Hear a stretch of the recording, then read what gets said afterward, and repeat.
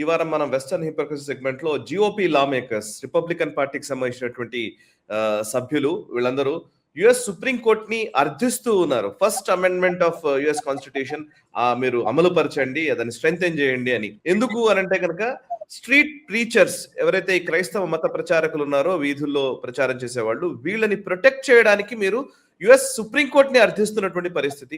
So నిజానికి మాట్లాడితే మన భారతదేశంలో మొన్న మధ్యనే ఇప్పుడు ఈ రిలీజియస్ ఫ్రీడమ్ యాక్ట్ ఆ పేరిట ఈ పేరిట భారతదేశంలో మత ప్రచారానికి అడ్డంకులు ఉన్నాయని చెప్పేసి విమర్శించేవాళ్ళు, అమెరికాలోనే మత ప్రచారానికి అడ్డంకులు ఉన్నాయన్న విషయాన్ని అదే లా మేకర్స్ గుర్తిస్తూ వాళ్ళే సుప్రీంకోర్టును అర్థిస్తున్నటువంటి విషయం. కాబట్టి ఒకసారి వాళ్ళ హిపోక్రసీని మీరు ఎక్స్పోజ్ చేస్తారా, వివరిస్తారా సార్?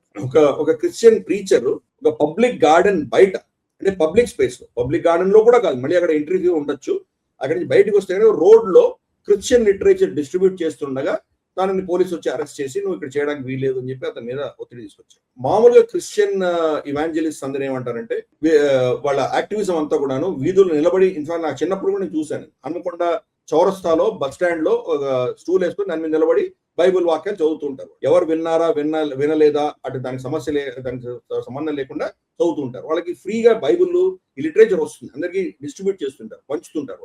కొన్ని కూడా part of church activities, church services అంటారు. ఈ సర్వీసెస్ లో అంతా కూడాను మత ప్రచారం చేయడం అన్నది మీ బాధ్యత అని చెప్పి వాళ్ళకి చెప్తుంది. కాబట్టి మనకు వెస్ట్ లో అంతా కూడా ఇవే చూస్తాం. Have you heard of Jesus, come to the true religion, ఇటువంటివన్నీ కూడా వాళ్ళు చేస్తుంటారు. మా నాన్నగారిని కూడా వాళ్ళు గతంలో యూకేలో ఆయన పనిచేస్తున్నప్పుడు have you heard about the son of God అని అడిగారు. కోర్స్ మా నాన్నగారు చలోక్తిగా విచ్ సన్ ఆఫ్ గాడ్ అన్నారు. మరి son of God Jesus Christ అని అతను అన్నాడు. దానికి మా నాన్నగారు ఏమన్నారంటే we believe we are all children of God, so how is it different అని మా నాన్నగారు చలోక్తి విసిరేస్తారు. బట్ నేను ఏం చెప్తానంటే ఇది ఒక నైజం అక్కడ మనం చూస్తాం. జనరల్ గా ఇది మనకు ఆ దేశంలో ఈ ప్రచారం అనేది కామన్ గా మనం చూస్తుంటాం. అలాగే వాళ్ళ హోటల్స్ లో కూడా మనకు టేబుల్ డ్రాయర్ ఓపెన్ చేసి దాంట్లో గిడ్డన్స్ బైబిల్ అనేది ఫ్రీగా ఇవ్వడం ఇవన్నీ చేస్తారు.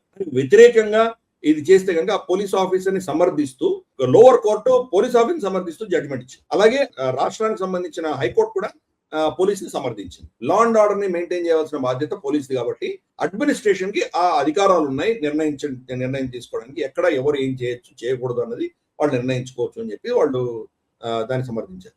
ఇప్పుడు అది యునైటెడ్ స్టేట్స్ సుప్రీం కోర్టుకి వెళితే అక్కడ జిఓపి లా మేకర్స్, మనకు రిపబ్లికన్ పార్టీకి సంబంధించినటువంటి వాళ్ళందరూ ఎక్కువ క్రిస్టియన్ ఇవాంజలిస్ట్ వీళ్ళని సపోర్ట్ చేసేటువంటి వాళ్ళు ఓటు కూడా అదే. కాబట్టి వాళ్ళు ఈ రోజు సుప్రీం కోర్టుకి వాళ్ళు పిటిషన్ ఇచ్చారు. వాళ్ళు ఫస్ట్ అమెండ్మెంట్ అంటే వాళ్ళ అమెరికాలో ఫస్ట్ అమెండ్మెంట్ లో వాక్ స్వాతంత్రము, ఇండిపెండెన్స్ స్పీచ్, వాళ్ళ భావజాలాన్ని వ్యక్తపరచడానికి వాళ్ళ అధికారాలు ఇవన్నీ కూడా ఫస్ట్ అమెండ్మెంట్ చెప్తుంది. సో ఈ ఫస్ట్ అమెండ్మెంట్ మీరు గౌరవించి వీళ్ళ హక్కులను రిస్టోర్ చేయండి అని వాళ్ళు చెప్పుకుంటారు.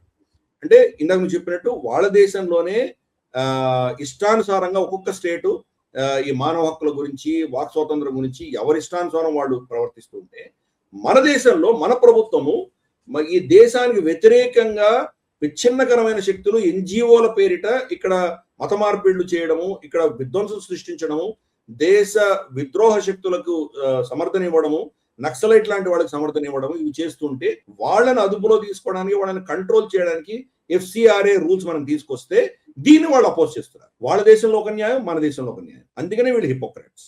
రీసెంట్ గా మనకు ఇన్వెస్టిగేషన్లు ఏం తెలియదు. మనకు ఛత్తీస్గఢ్ లోనో జార్ఖండ్ లోనో అక్కడ నక్సలైట్స్ కి కోట్ల రూపాయలు చర్చ్ రూపాయన వచ్చాయి. వాళ్ళ డెబిట్ కార్డులు అందరూ కూడా అక్కడ అమెరికాలో ఉన్నటువంటి వాళ్ళ డెబిట్ కార్డులు తీసుకొచ్చారు.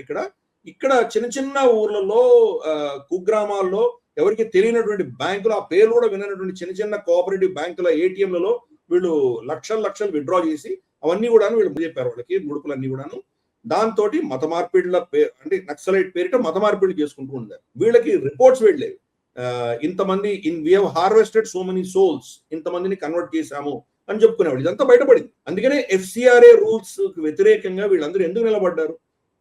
మనకు మార్కో రూబియో భారతదేశానికి వస్తే కనుక మొట్టమొదటిసారి ఆయన Mother Teresa Sisters of Charity Calcutta ఎందుకు వెళ్ళాడు ఆయన? మనకేమో ఒక నీతి చెప్తారు, వాళ్ళ దేశంలో వేరే నీతులు.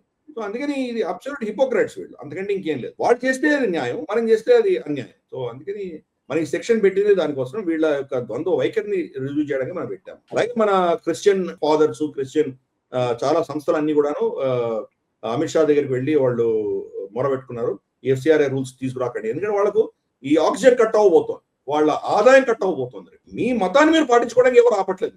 మీ మతాన్ని మీరు స్వేచ్ఛగా పాటించుకోండి. మీరు చర్చకు వెళ్ళండి, మిమ్మల్ని ఎవరు అబ్జెక్ట్ చేయట్లేదు. మీరు మతాన్ని నమ్మండి, విశ్వసించండి, దాన్ని ఎవరు ప్రశ్నించట్లేదు.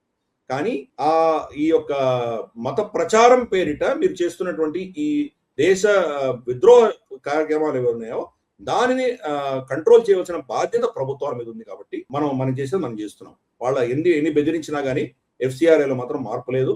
చూద్దాం, ఈ పార్లమెంట్ సెషన్ లో ఆ బిల్లు ప్రవేశపెట్టబోతున్నారు. మరి అక్కడ కూడా ఇటువంటి డ్రామాలు మనం చూడబోతున్నాం. ఎందుకంటే వాళ్ళ హిపోక్రసీ.